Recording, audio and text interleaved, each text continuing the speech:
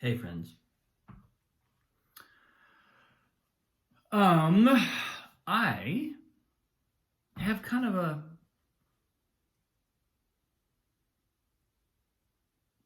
I think it's an insight in formation. But I decided to just do the post and see where this takes me because I'm onto something, but I haven't quite worked it out yet.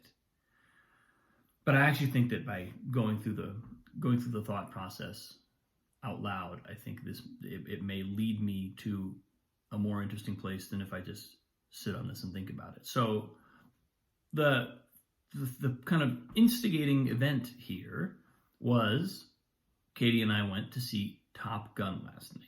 Top Gun Maverick, which is Top Gun 2. 35 years after the original, they've made another Top Gun. It's awesome. Everybody should go see Top Gun. It was really, really fun to watch. I had a great time. Katie, I think, had maybe an even better time than I did, which was very surprising, but also very, very nice that it worked out that way.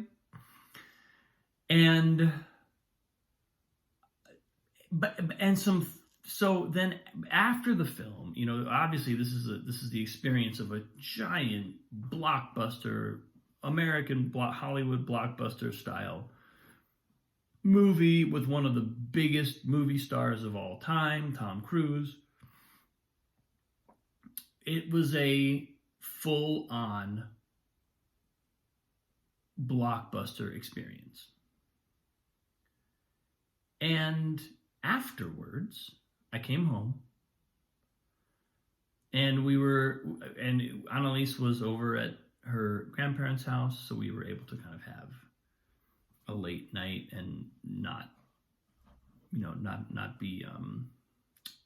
have our morning bookended by a 3-year-old who wakes up very regularly at 6:45 or 7 a.m.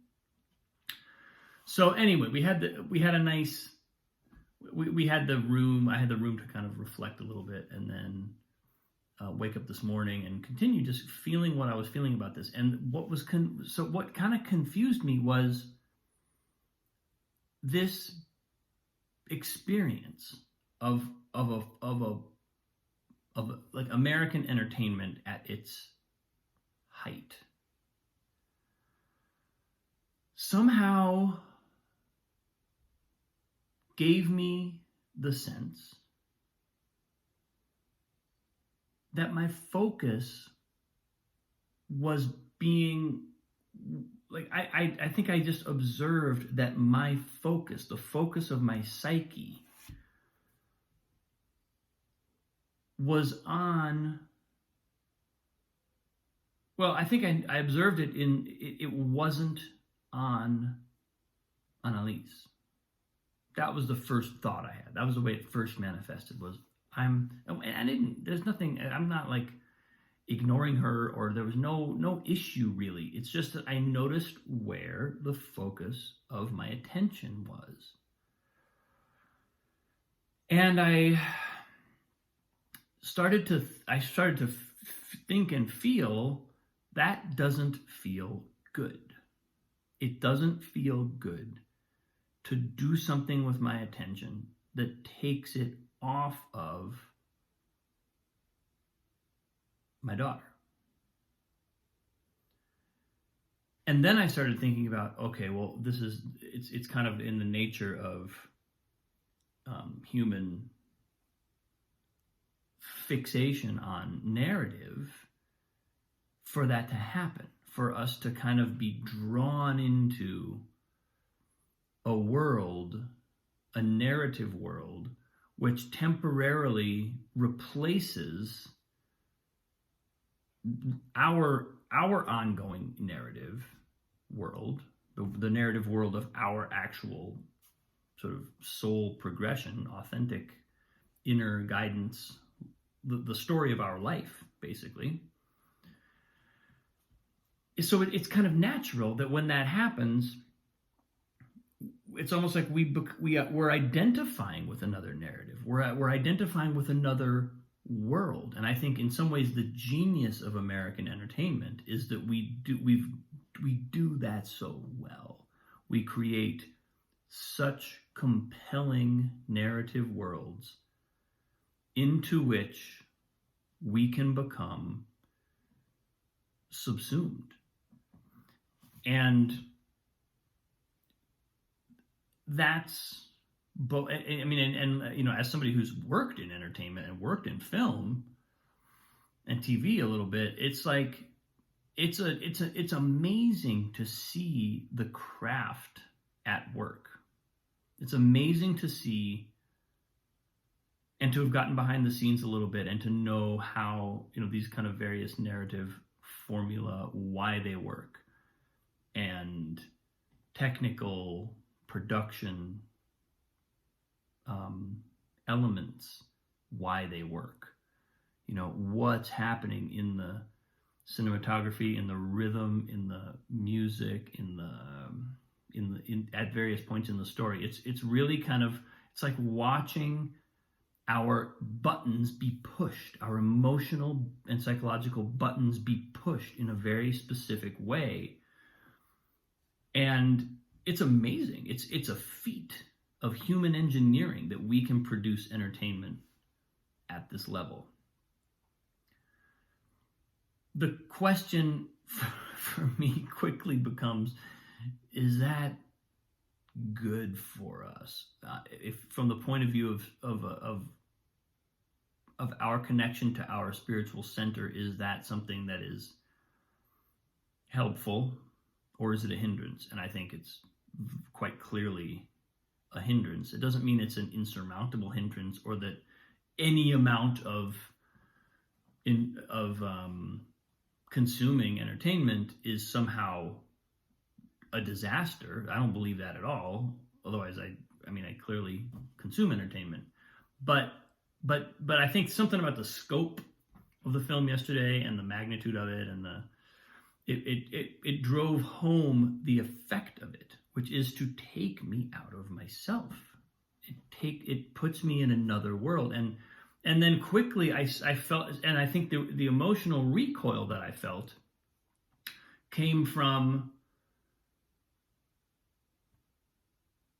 realizing, whoa, wait, I'm not in alignment right now.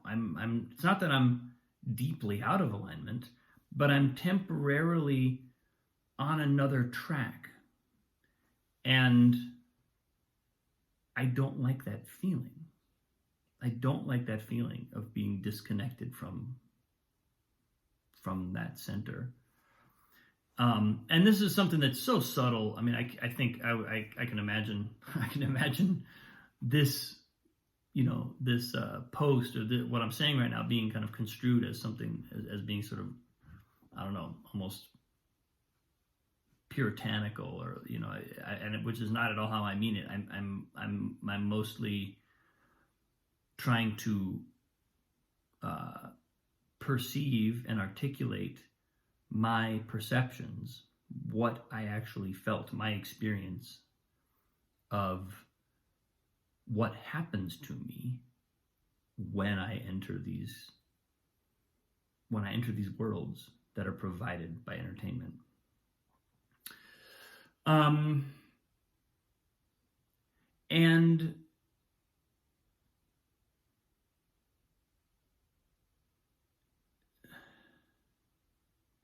And so the other element to this was something that I observed in the film itself, which is, and it's funny because it was like it's a tendency that I've observed in American culture in a lot of ways, and it was one that was kind of writ large in this film, not in a way that I don't know that this is necessarily a criticism of the film, but it's just an element that it's a trend that I see in our culture right now, which is the film was incredibly devoted to the original, to the point where I felt, as somebody who's very, very familiar with the original, I've seen it dozens of times probably over the course of my life, I felt like I was continuously watching references, in a way that I personally, as a fan of the original, was a little bit like, I felt almost kind of pandered to. I was like, why do I need another reference to the original all the time? I would be totally willing to watch a new iteration of this story without being reminded every 30 seconds of this previous template that we're kind of like working from. Which, again, is not to take anything away from the film. This film's amazing. You should definitely go see it. But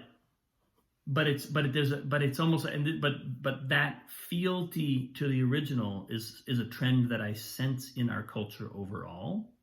It's almost like we think that we've done our best work, and so now all we can do is revise it. Or the best we can do is revise it and build on it, but not invent anything new. And that's probably unfair. That's probably not coming from a place of having a really comprehensive survey of what's being produced in the American entertainment world. But on the blockbuster level, I'm walking into the theater and I'm looking at, there's a new Mission Impossible, there's a new Avatar, there's a new Jurassic Park, there's a new Top Gun. These big, huge, there's recently a new Matrix. These giant films, these kind of like era-defining films in some ways, or certainly in terms of cinema, they were big cinematic milestones. And we're seeing them again. We're seeing revisions of them, and it takes me to a place where my feeling of the culture I'm immersed in, I feel like I'm being encouraged to look back, to look at the past. And again, when I take that to the personal level, sensing my relationship to my daughter and feeling, where am I as a human being? What am I looking at as a human being? Where's my gaze? What am I creating? It's uncomfortable. That's not the direction I want to be looking. And again, I don't claim that I've exhaustively or rigorously researched this perspective that I'm delivering right now, because I don't want to indict American culture unfairly. But it's an impression that I'm getting. And so I'm articulating it for myself. I'm articulating it as a provocation for a conversation, because I'm actually interested in finding out, what is it that I'm about? Where is it that I would look? What would I create if I could? I'm in the midst of creating a show based on the character MacGyver from the 80s. So, but we've taken a pretty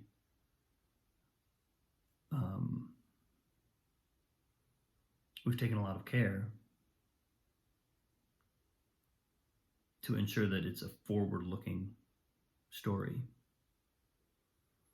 but at the same time, it's based on the past. So, so I'm wrestling with this, and I think the biggest. If I'm not really intending to make a statement here as much as I'm exploring what this all feels like, and exploring my experience of feeling what happens to my psychology, my emotions, my orientation, my alignment when I invest in various kinds of narratives. You know, again, I think one of the absolute flagship marquee geniuses of our culture is the way we create narrative. The level of compellingness that we are able to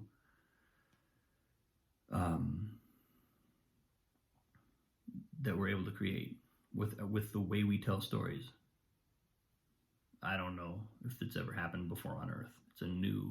It's a big thing. And I'm part of it, and I'm just reflecting on what that means and how it feels. So I think I'll leave it there for today, folks. I probably have more to say on this, but I'm going to let it trickle in and deliver it as it comes. So thank you for watching. I appreciate you. All the love in the world. I'll see you tomorrow.